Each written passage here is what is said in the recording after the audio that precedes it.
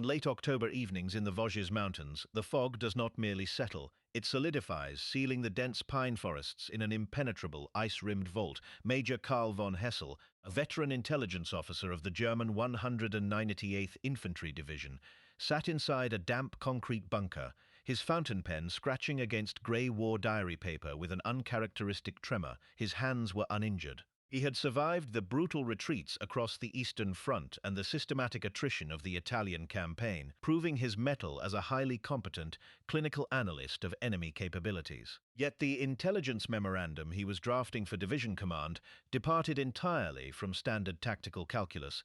In the document, which would remain buried in divisional archives for decades, von Hessel noted that his instructions to hold the ring around the trapped American battalion at all costs were exceptionally clear, but his men did not anticipate the unit sent to break their line.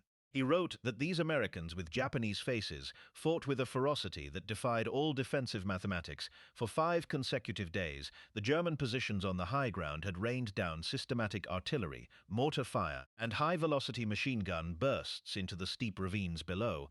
By every metric of established European military doctrine, the trapped element, the 1st Battalion of the 141st Infantry Regiment, should have surrendered or been completely annihilated, and any relief force should have broken upon the fortified ridges. Instead, von Hessel watched his veteran defensive lines yield yard by agonizing yard to an enemy that seemed fundamentally insulated against psychological attrition. In his private post-war correspondence, the Major revisited the terrifying anomaly he witnessed during those cold October weeks.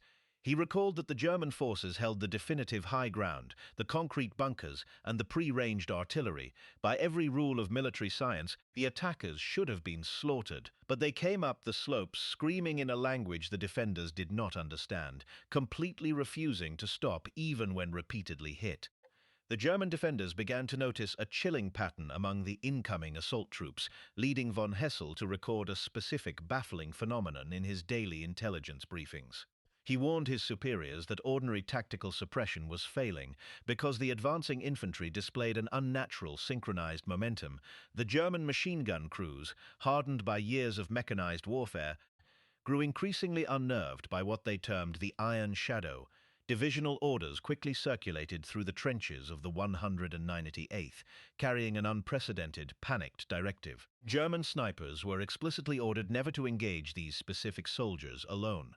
A mandate born not from myth, but from the grim realization that a single missed shot invited an immediate suicidal counterassault that invariably wiped out the firing position. The strategic stakes in the Vosges were absolute. Adolf Hitler had personally declared the mountain range a fortress line that must never fall, as it served as the final natural barrier protecting the German homeland.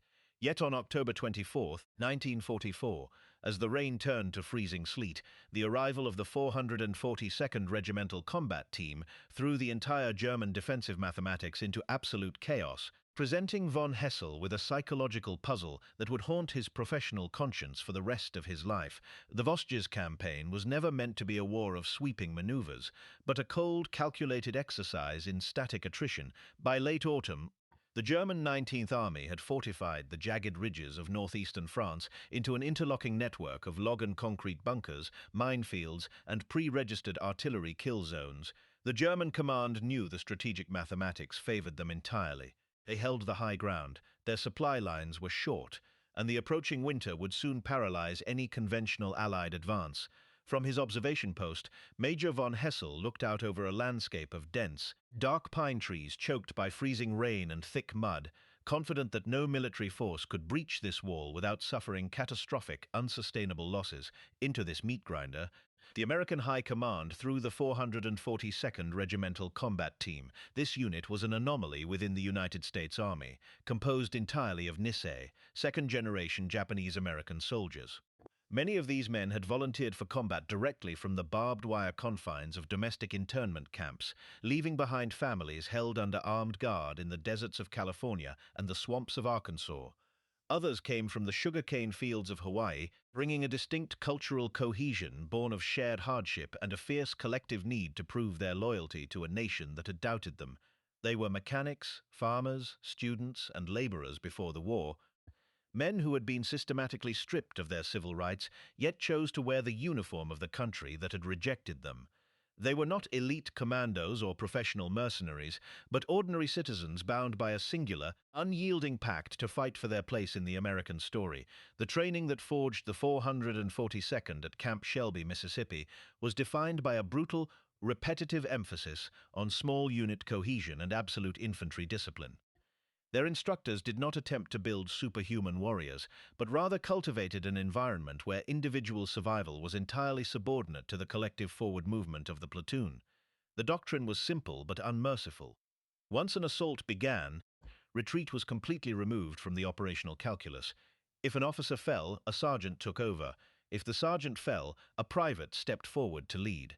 They learned to handle their weapons in total darkness, to dig into frozen earth with their bare hands, and to advance through heavy fire without waiting for orders.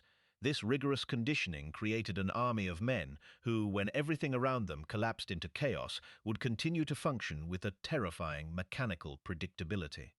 German military intelligence had severely miscalculated the nature of the force moving against them in the Vosges forest. The initial divisional intelligence briefs dismissed the Nisi soldiers as an inexperienced, politically expendable unit, assessing that their unique ethnic background and the domestic discrimination they faced would make them soft, highly susceptible to panic, and likely to crack under prolonged artillery bombardment. Von Hessel and his fellow officers assumed the Americans would follow standard Western tactical doctrine, advancing only after massive artillery preparation, seeking immediate cover the moment defensive machine guns opened fire, and withdrawing to consolidate their lines when casualties began to mount.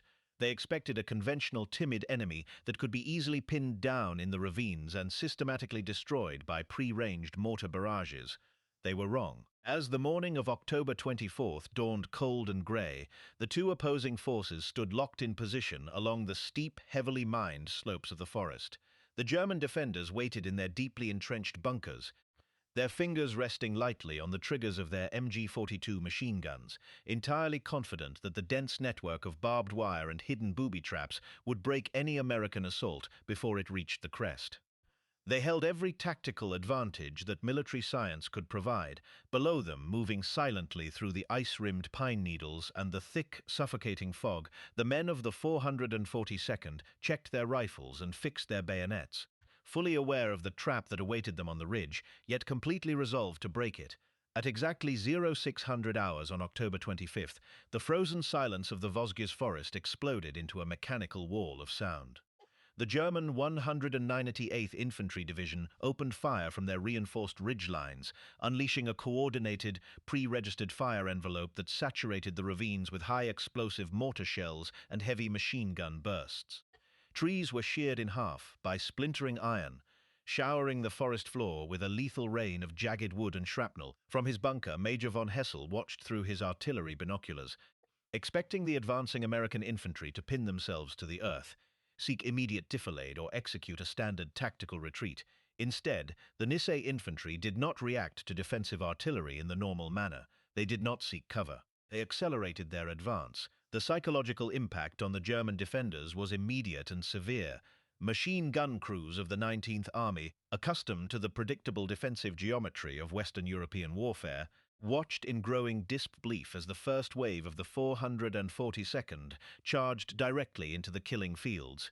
The German defensive calculus began to collapse under the sheer speed of the American rate of advance. When the front ranks of the Nisei soldiers were cut down by MG-42 crossfire, the men behind them did not falter, crawl backward, or wait for armor support. They stepped over their fallen comrades, fixed their bayonets, and continued climbing the steep, mud-slicked slopes with an aggressive, mechanical cohesion that utterly stunned the veteran German riflemen. Ground-level combat quickly dissolved into a brutal, claustrophobic struggle among the roots and fractured pine trees. Private First Class Kenji Tanaka, a 20-year-old Browning automatic rifle gunner from Honolulu, Hawaii, found his platoon pinned down at the edge of an active enemy minefield, trapped under the direct, sweeping fire of a reinforced German concrete machine gun bunker.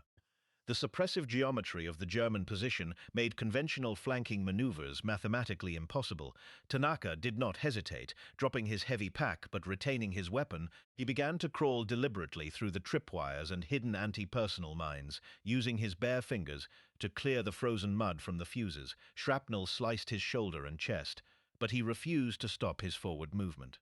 Crawling into the direct fire lane of the bunker, Tanaka raised his heavy automatic rifle and unleashed a continuous devastating stream of suppressive fire into the narrow vision slits of the emplacement, completely silencing the weapon and allowing his platoon to surge forward and overrun the strongpoint. On the adjacent ridge, the tactical situation grew even more desperate as a concentrated German counterattack threatened to cut the American line in two. A heavy artillery shell struck the command trench of another advancing company, instantly killing the captain and severely wounding all remaining lieutenants. Command structure had completely disintegrated. Sergeant Tommy Vance, a 23-year-old from San Francisco, immediately assumed command of the entire isolated platoon. Vance had been a grocery clerk before the war, but in the bleeding chaos of the Vosges, he functioned with the cold efficiency of a seasoned field officer. He reorganized the shattered defense under intense mortar fire, dragging wounded men into defilade while systematically redistributing ammunition among the surviving riflemen. When a German squad attempted to exploit the gap in the line, Vance stood completely exposed on the parapet, firing his submachine gun to break the enemy momentum. He was hit twice by rifle fire. He did not retreat. The German soldiers holding the high ground experienced a profound psychological pivot as the morning wore on. The confidence that had sustained them through years of successful defensive operations cracked, replaced by a deep, paralyzing dread as they realized their heavy machinery was failing to stop the American advance. War diary entries from the 198th Division began to describe the Nisei infantry not as ordinary men, but as an unstoppable, silent force that seemed entirely insulated against the fear of death. The German defenders would fire until their weapon barrels overheated. Yet the Iron Shadow kept closing the distance, their bayonets gleaming through the wet fog. By midday, the veteran German infantrymen who had held the line across Europe found themselves looking over their shoulders, realizing that the conventional rules of combat had been completely discarded by an enemy that simply refused to break. By the fifth day of continuous combat, the German 19th Army committed its final strategic reserves to a massive, coordinated counter-offensive designed to permanently crush the American relief effort. Every available artillery piece, heavy mortar, and reinforced infantry platoon was hurled into the narrow sector held by the 442nd Regimental Combat Team. The operational calculus was simple. The Americans were completely exhausted, their casualties had reached catastrophic levels, and their logistical lines were entirely severed by the freezing mud and dense German patrols. Inside the isolated American foxholes, the situation had deteriorated into an absolute struggle for physical survival. Ammunition was down to the final few rounds per man. Nearly every soldier was suffering from severe trench foot or exposure in the bone-cold rain, and the total lack of food and clean water had left the survivors on the absolute brink of human collapse. The German observers watched from their high ridge lines as their final artillery barrage lifted, confident that no military organization could withstand such a concentrated weight of metal and explosive force. As the grey-clad German infantry surged forward to sweep the remaining positions, the perspective shifted entirely inside the bleeding, frozen perimeter of the Nisei defense. Men who could barely move their limbs hours ago clung to their wet weapons, their frozen fingers numbed to the point of absolute insensibility. There were no dramatic speeches or grand tactical adjustments. Instead, individual soldiers reached deep into their internal reserves, driven by a prior collective decision that retreat was completely removed from the available options. In the center of the line, a wounded machine gunner refused to be evacuated to the rear, telling his squad leader that the position was his responsibility and that he would not abandon his comrades while he could still pull the trigger. A combat medic, himself bleeding from a shrapnel wound to the thigh, crawled from hole to hole under direct rifle fire, completely ignoring his own agony, because he was simply too busy to leave the men who needed him. These second-generation Japanese Americans were not motivated by a lack of fear, but by a quiet, unyielding understanding of what was at stake. They were fighting not just for the trapped battalion on the adjacent ridge, but for the honor of their families living behind barbed wire back home. As the German assault waves closed to within bayonet distance, expecting to find a broken and defeated enemy, the remnants of the 442nd rose from the blood-slicked mud as a single, synchronized wall of resistance. The Nisei soldiers did not fall back to a secondary defensive line. They counterattacked. They charged directly up the steep slopes into the teeth of the German machinery. screaming their battle cries with a raw fury that completely shattered the psychological composure of the advancing German infantry. The veteran German line, which had successfully defended the Vosges fortress for weeks against conventional forces, buckled and split under the sheer velocity of this desperate American push. The final German assault broke, and their shattered platoons withdrew in absolute confusion back into the dense fog of the pine forests. The mystery of the phrase that had baffled Major von Hessel and his fellow intelligence officers was now resolved with absolute, devastating clarity. The German troops had nicknamed the unit the Iron Shadow because no matter how much artillery was thrown at them, and no matter how many men were cut down in the open, the remaining force continued its forward momentum with the mechanical certainty of an inanimate machine. The tactical math of the High Command had been completely rewritten by an enemy that refused to follow the laws of military science. 211 trapped men, one frozen ridge line, 120 hours of non-stop attrition. Over 800 German casualties the line held. The formal after-action reports filed by the commanders of the German 198th Infantry Division in the wake of the Vosges retreat read less like tactical assessments and more like clinical studies in psychological failure. Major von Hessel spent days compiling the field interrogations, the defensive expenditure charts, and the grim casualty lists of the 19th Army, attempting to reduce an impossible tactical disaster to cold, manageable data. The resulting intelligence memoranda, stamped with absolute wartime secrecy, bypassed standard bureaucratic excuses to focus entirely on the baffling behavioral profile of the Nisei infantry. The reports concluded that the operational mathematics of the German defense had not been undone by superior American firepower or mechanical modernization, but by a total breakdown in the predictive science of human endurance. The German High Command had built its entire defensive doctrine on the assumption that any body of men would eventually reach a breaking point, a precise threshold where the volume of incoming fire made physical advance impossible. In his formal analytical summary to Division Command, von Hessel attempted to isolate the exact cause of the German collapse, describing a phenomenon he termed psychological immovability. He noted that when an ordinary infantry unit is subjected to sustained, pre-registered artillery bombardment while attempting to scale an open slope, the individual soldiers will naturally seek cover or slow their rate of advance to preserve their lives.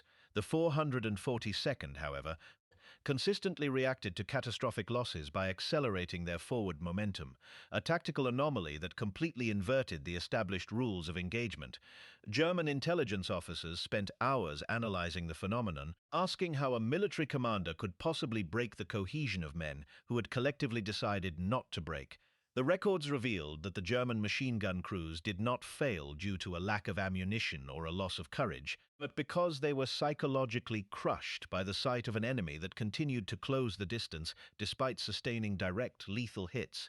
Long after the war had ended and the borders of Europe had been redrawn, the surviving veteran officers of the 198th Division returned to the events in the Vosges forest with an almost obsessive analytical scrutiny. In privately published post-war memoirs and fraternal veterans' correspondence, these former professional soldiers continuously sought to solve the tactical puzzle that had cost them their positions and their comrades. They wrote of the Nisei soldiers with a reluctant, clinical respect that carried the weight of absolute historical honesty. One poignant excerpt from a post-war monograph written by a former German regimental commander served as the ultimate validation of what occurred on those frozen slopes, stating that the German army had fought the elite of many nations across every front of the global conflict, but they had never encountered an infantry element that possessed such an absolute, terrifying indifference to the geometry of defensive fire. The adversary's final verdict was devoid of political rhetoric or wartime propaganda, standing instead as a precise, devastating acknowledgement that on the ridges of the Vosges, the German army had been systematically defeated by an ordinary group of citizens who had simply redefined the boundaries of military discipline. When the guns finally fell silent across the Vosges Mountains and the surviving elements of the 442nd Regimental Combat Team were pulled back from the blood-slicked ridges, the men did not celebrate. They simply cleaned the frozen mud from their rifles, wrapped their frostbitten feet in dry blankets, and prepared for the next tactical deployment. Following the unconditional surrender of Germany, these Nisei soldiers returned across the Pacific to the ordinary American towns they had left behind, quietly slipping back into the civilian fabric of a nation that had so deeply distrusted them. They returned to Honolulu, to San Francisco, to the small farming communities of California and the rural landscapes of Arkansas, resuming lives that had been violently interrupted by war and internment. They took up ordinary occupations, finding employment as schoolteachers, factory workers, mechanics, and small business owners, building families and communities with a quiet, unyielding determination.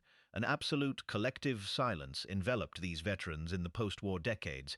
They did not gather in public spaces to recount the horrors of the Vosges, nor did they boast of the extraordinary tactical feats they had accomplished in the freezing rain of northeastern France.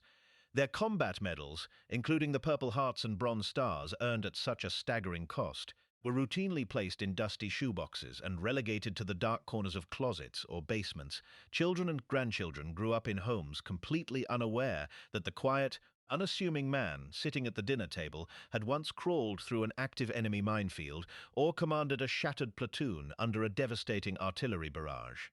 A notable example of this profound restraint was embodied by a high school history teacher in California who spent 30 years instructing young Americans on the global events of World War II, without once mentioning his own decorated service with the regimental combat team. Another veteran, who had served as a combat medic during the rescue, became a small-town family doctor, spending the rest of his life healing ordinary injuries while never speaking of the bleeding wounds he had tightly bound on the ridge. There remains a profound historical irony in the archival legacy of the Vosges campaign. While the American public memory frequently overlooked the specific contributions of the Nissi soldiers during the immediate post-war era, the most complete, meticulous, and clinically accurate record of what they achieved remained safely preserved in the operational diaries and intelligence files of the enemy. Major von Hessel and the officers of the German 198th Infantry Division had documented the actions of the 442nd with a precise, terrified clarity that no domestic archive could duplicate. The German records permanently captured the raw, tactical reality of a unit that had completely redefined the boundaries of human endurance, ensuring that the true measure of their sacrifice was recorded by the very men who had tried and failed to destroy them. They had proven to the world, and to the nation that had questioned their loyalty, that identity is not defined by blood or ancestry, but by an unyielding commitment to the men standing to the left and to the right in the darkest hours of human conflict. On the cold slopes where the tactical calculus of a veteran empire completely shattered, they chose to stand when every law of nature demanded retreat, leaving an indelible mark on history that would never be erased. They did not break. The memory of their silent, mechanical advance through the ice-rimmed pine trees remains forever etched into the quiet earth of the mountains, a solemn testament to ordinary citizens who achieved absolute glory through absolute restraint.